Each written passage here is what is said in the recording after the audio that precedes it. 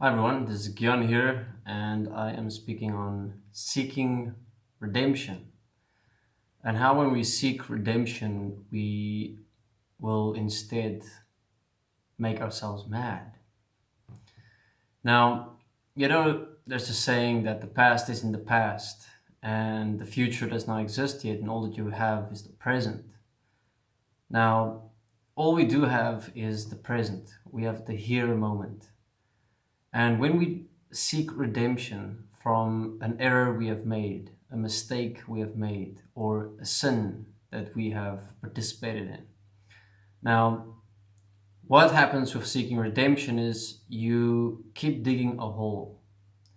This hole is where you are making a judgment about yourself for the error, the mistake, or the sin that you have made.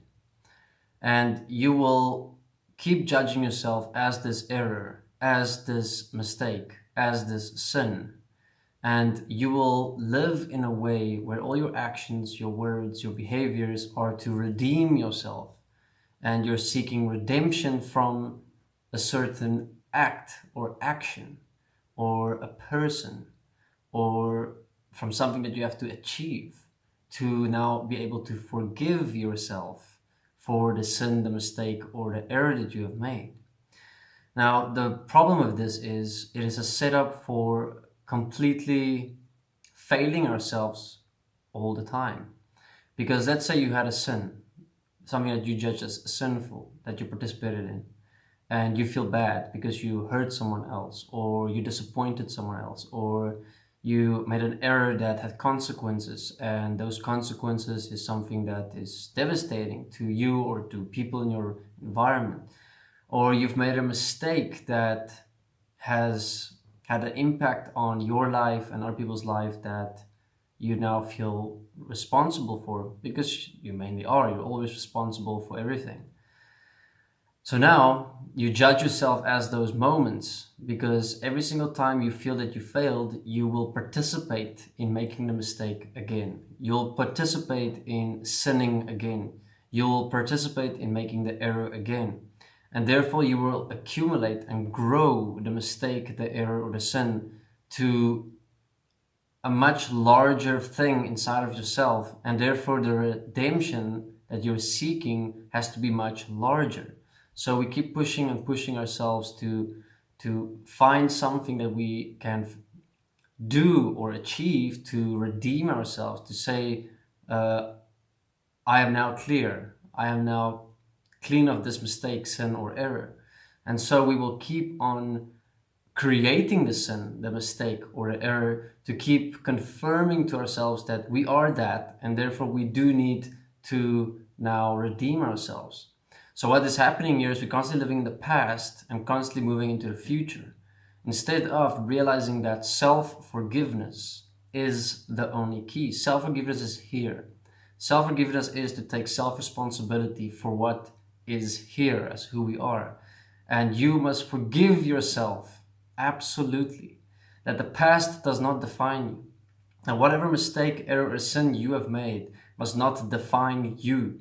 You must be completely clear of that mistake, that sin, or that error, so that you can stop living in the pattern of trying to redeem yourself.